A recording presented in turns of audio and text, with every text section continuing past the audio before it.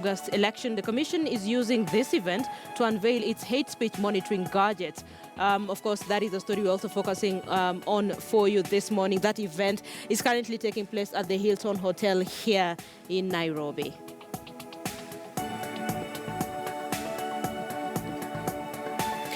Good morning. This is News Center. So I need to set the stage for you for the next conversation that we will have in studio with Jessie Dorr, who's a lawyer. We're trying to pick his legal mind on this story that I'm about to tell you. So there was a case that was filed by Karisa Chego and 3 other appellants in a criminal matter. They were seeking to overturn a ruling by Justices Oscar Angote and Christine Meoli, which confirmed their conviction for robbery with violence by a lower court. Now, this is where it gets interesting. The convicts argued before the Court of Appeal that Justice Angote ought not to have sat in the appeal because he is a specialist judge on land matters with no jurisdiction to hear criminal cases. Okay, so on Friday, that is last Friday, the Court of Appeal agreed with the appellant who had been sentenced to be hanged.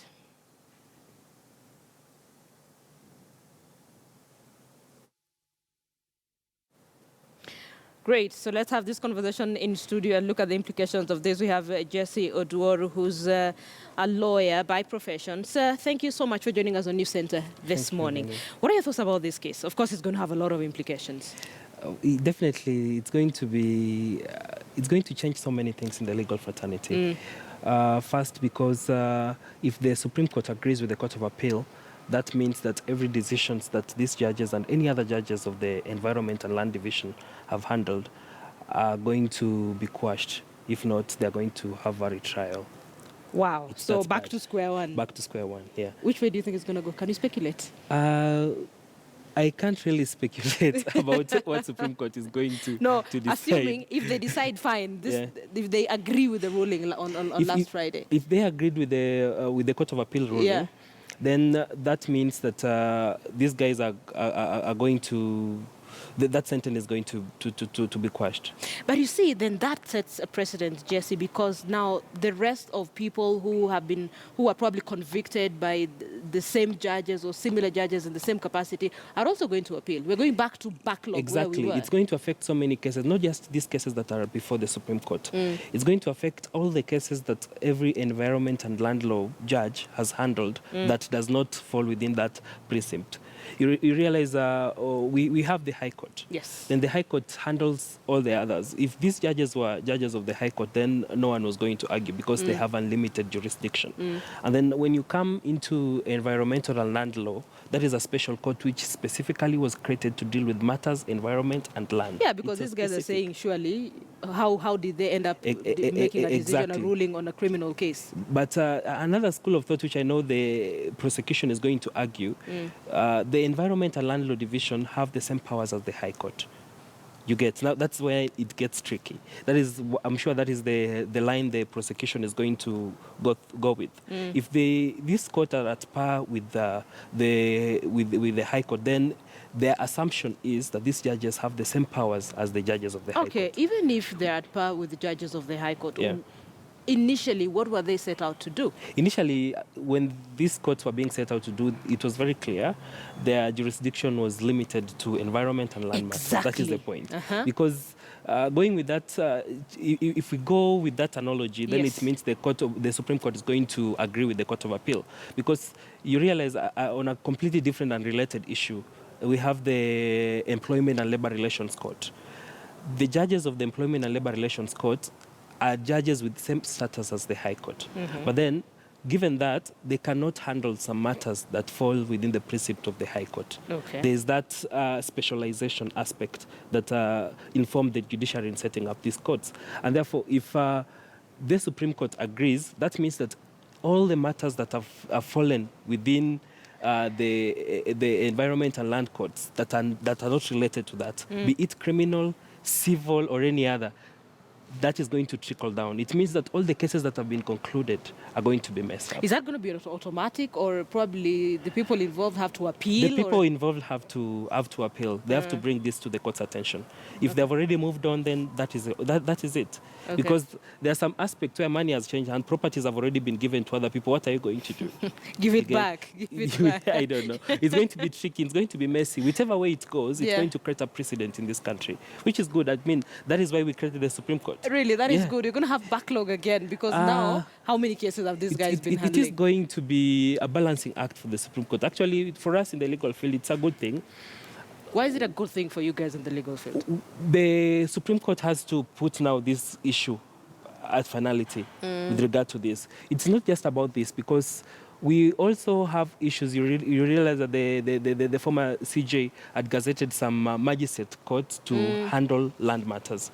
Okay. That matter was pending, and there was a ruling in Malindi which actually said that this magistrate are not supposed to handle land matters, and there's a dispute to that effect. The matter is still pending at the Court of Appeal, and therefore, when the Supreme Court rules on this matter, then it's going to fall back up to Okay, let's go back to where we started this whole conversation. Were these courts properly constituted? Because Court of Appeal Justices Anna Okwengu and Milton Buhandia Fatuma Sichale ruled in Malindi, that was last Friday, that the proceedings of the appeal cases, which were presided over by these particular judges in the specialist courts, were invalid because these courts were not properly constituted by the CJ. He gazetted them, right? Yes. When he said properly constituted, I think he's looking at the jurisdiction of the court, that they are supposed to only handle land matters. So according to them, of course, the CJ is the one who forms the bench. Yeah. So according to that ruling of the Court of Appeal, he was supposed to constitute a bench of criminal judges or just judges of the High Court. But then you realize that the High Court has several divisions. That is where the speciality comes in. We have the Human Rights Division, we have the Criminal Division, we have the Civil Division, then we have the Probate and Administration Division. Okay. That is the Family Division of the High Court.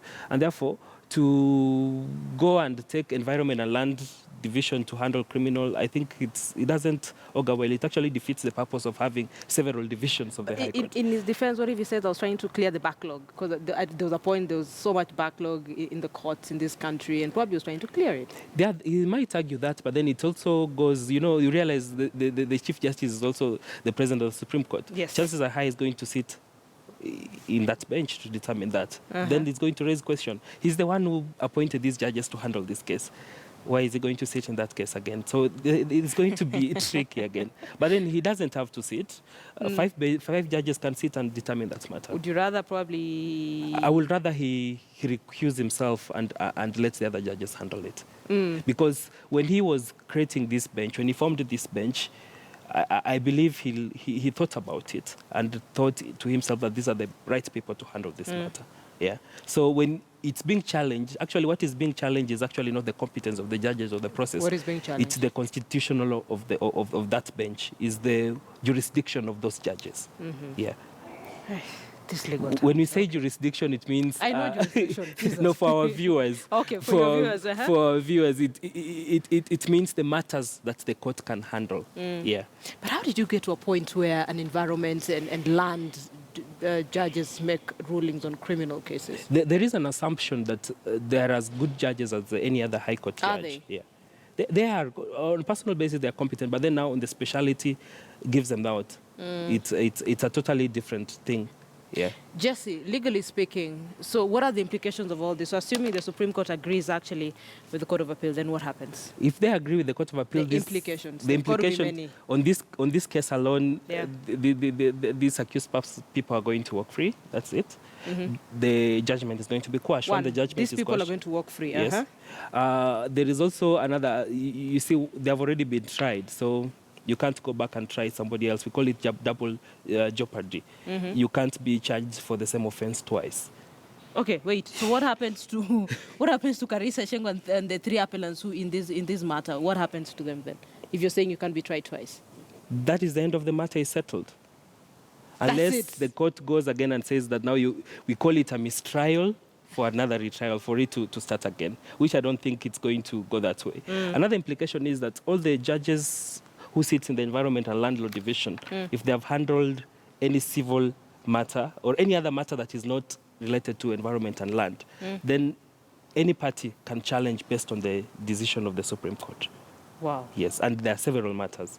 So it's going actually to open up Pandora box with regard to the Yeah, because I'm trying to think about it and looking at the judicial process and the number of cases that probably these judges may have handled, and we're looking at a back and forth in the corridors of justice. So this is going to create some problem again. It definitely is going to create problems. If the Supreme Court agrees with the Court of Appeal, then we are going to have a roller coaster of activities in the court's corridors. Of people. That's good business for you, no?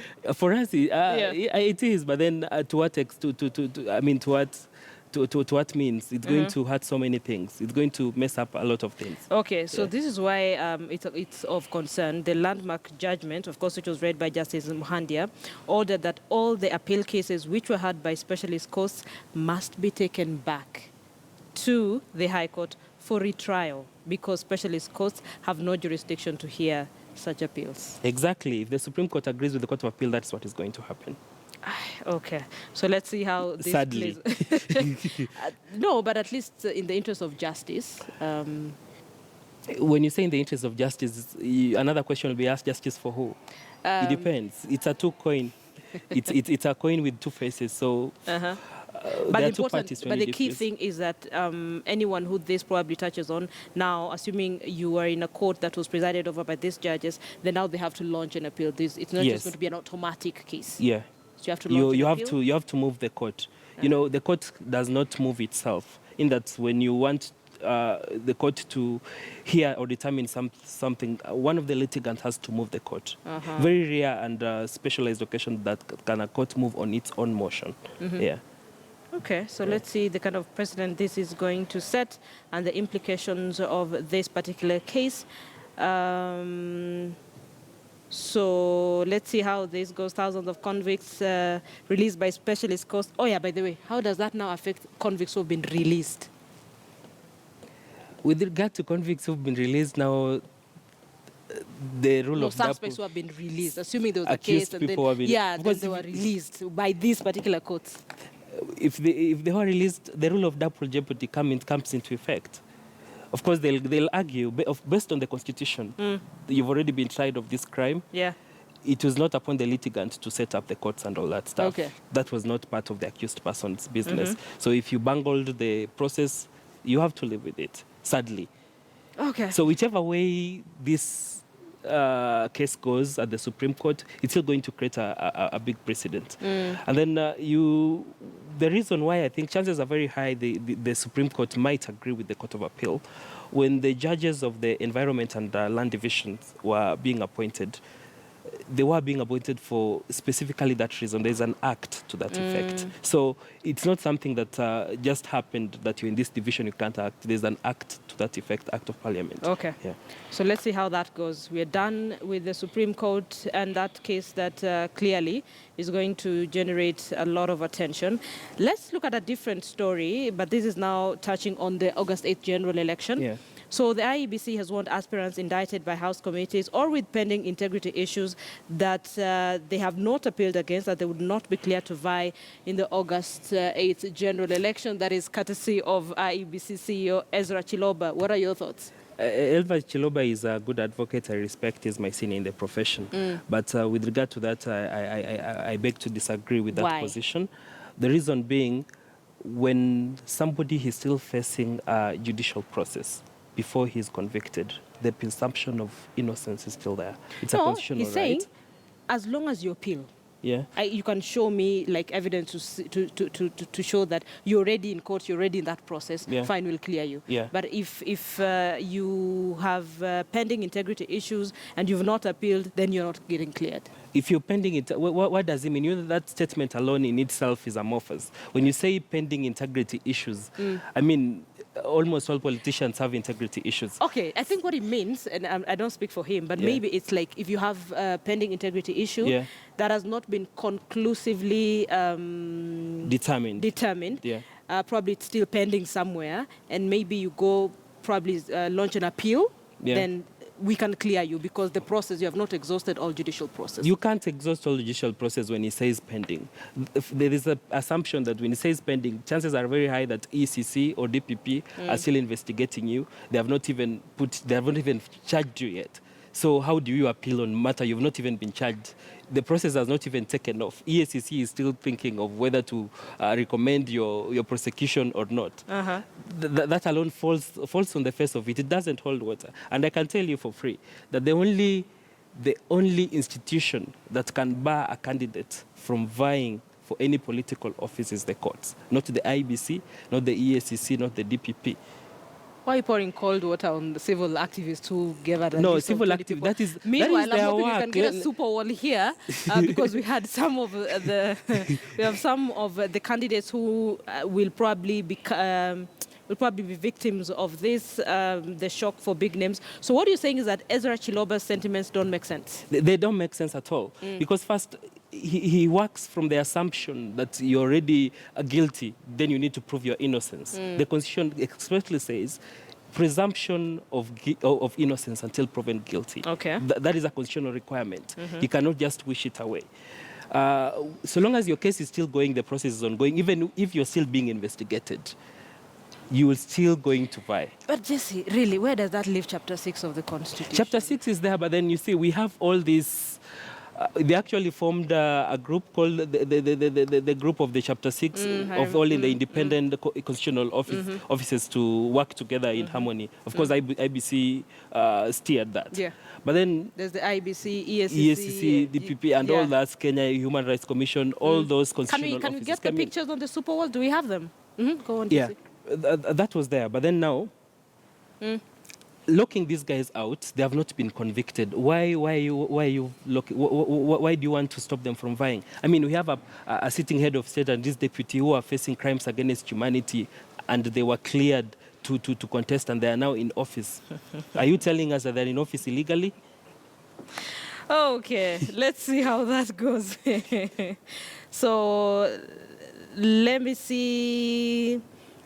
Actually, on that same case, I understand there's a press conference that will be held in Eldoret. Gladys Boss-Sholay, she's running for women rep there. We'll try to see if we can get the live feed from there, then listen to her. She's also a legal mind as well. Yeah. So I'm assuming she'll talk about that list by civil societies any moment from now. And I'm assuming she'll also talk about what is currently going on politically in that region as well. So let me still stay on that story that IEBC CEO Ezra Chiloba says that aspirants indicted by House committees or with pending integrity issues that they've not appealed against, that they will not be cleared to vie in August election. Those are live pictures from Eldoret for you. We expect Gladys Boss-Sholay to be having a presser any moment from now. She's set to react to the names that were given by civil societies, the 20 names. Remember, civil society gave us about 20 names of individuals they say they don't think should hold public office. She was one of them, basically just trying to give her thoughts on the same. When she gets there, we'll take that live feed for you. Okay, Jessie Dorr, who's still in studio with me, who's a lawyer. Jessie, let's look at the individuals that have been, probably this is going to affect. Kakamega Governor, Wycliffe Oparanya, refused to appear before the Senate committee. Apparently, they want him barred from running for office. And actually, a warrant of arrest, has it been issued? Actually, they said that the parliamentary Senate committee actually said that they have issued a warrant of arrest for Oparanya for failing to honor summons to appear before it. Yeah, you had Nyong'o saying that. Yeah. You know, it's interesting when the complainant is the sitting senator of Kakamega in the name of Boni Khalwale, who is also vying for that for seat. The governor's you see, seat, yeah. From that point alone, your accuser cannot also be your judge. But don't they have a basis for doing that? I mean, this is all the 47 governors, he's the only governor who's refused to appear before that committee. No, there are several. I mean, for some time, Bomet's governor did not appear. Even Wasingishu governor, yeah, like you said, for some time. Even Wasingishu governor did not appear before the Senate committee. I mean, sometimes when they are doing the probe, the committee doing their probes, of course, it is their right. But then when you bring politics into it... Is there politics in it? I mean, the person who is going to vie against you is the one bringing the accusation and actually being part of the judgment-making process that you should be arrested. He's one among many. There are several. I mean, if you go, how many governors have failed to appear before the Senate committee and no arrest warrants have been issued? Do you think this is political? It is very political if you look at it. Yeah. Okay. It is very political. Kipchumba Murkomen in trouble over PSC report that indicted a law firm associated with him over the National Youth Service scandal? Why will you go against a lawyer for doing his own work? Kipchumba Murkomen, in his own admission, says that he acted for... his law firm acted. You need to distinguish between the law firm and an individual.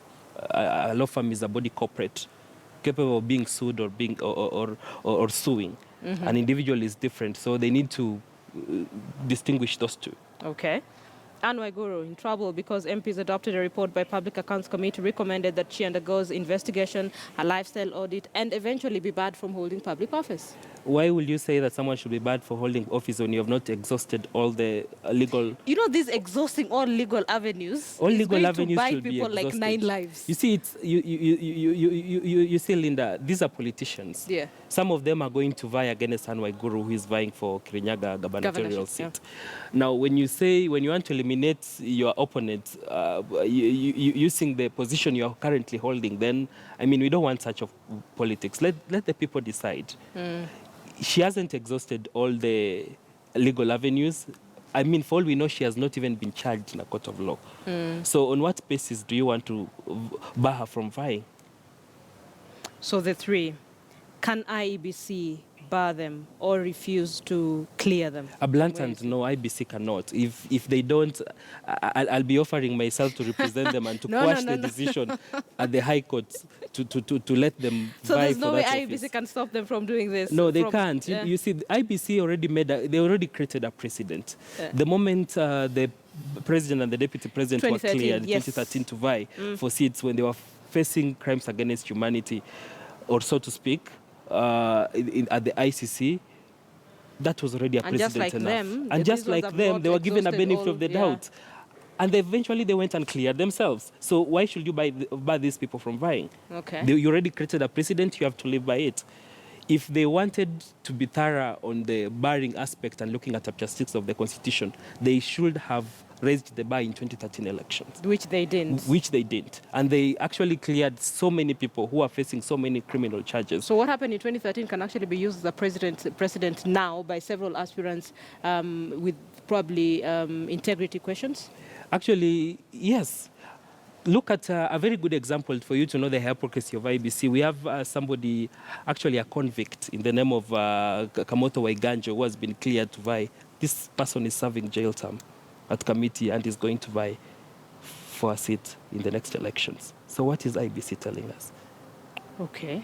There's a convict in court who's going to run. Yeah, you remember the cop? Yes. He's going to vie for these elections. Cleared. So IEBC has cleared him. How long was he sentenced for? Several months, but he's going to vie. Past 6 months? Actually, past 6 months. I don't know whether it's past 6 months or not. The mere fact that this guy is in jail, why are you clearing him? And people have not even been charged. You want to bar from vying? No, but will he be out by the time of election? Highly unlikely. So how does IEBC clear someone? Actually, he's going to be voted in when he's still in jail. Okay, how does that work? So you're saying they are... So, no, how does IEBC... So, Linda, you playing their advocates collapses on that basis alone. When they're telling us they really want to implement Chapter 6. IEBC has cleared a candidate who is in jail, who may not be out by August during elections, 8th. he'll be in jail. So during elections, he will be in jail? Yes. How did he get the clearance? Absentia. How did he get the clearance? Use the agents. You know, you don't have to appear there personally. Is that legal? Yeah, it is legal. You can send a representative to do the clearing for you. You don't have to. But how do you vote in someone who's in jail? It has happened before, so it's not a new thing. Yeah, this is me in shock right now. So clearly, IBC has no basis to bar these No, it has no basis. Legally, actually, they bar these people, advise them for free move to court, quash that decision, present your paper. Court will issue orders for IBC to clear you. And they will. Anne Waiguru, Oparanya, Kipchumba Murkomen have no reason to worry. That alone, it's suppressing the will of the people. The Constitution clearly says that any person can stand for office, any elected office, so long as they meet all the requirements that have been laid down. There's a conversation, the Bill of Rights versus Chapter 6. It is so big, the Bill of Rights versus Chapter 6, and the Bill of Rights actually is if there's the hallmark of this constitution, it's the Bill of Rights. And then you're going to suppress the people of Kirinyaga, the people of Elgeyo Marakwet, and the people of Kakamega from choosing who they want. Irrespective of what your thoughts are on that person. Is the person they want. So you can't suppress that. Okay.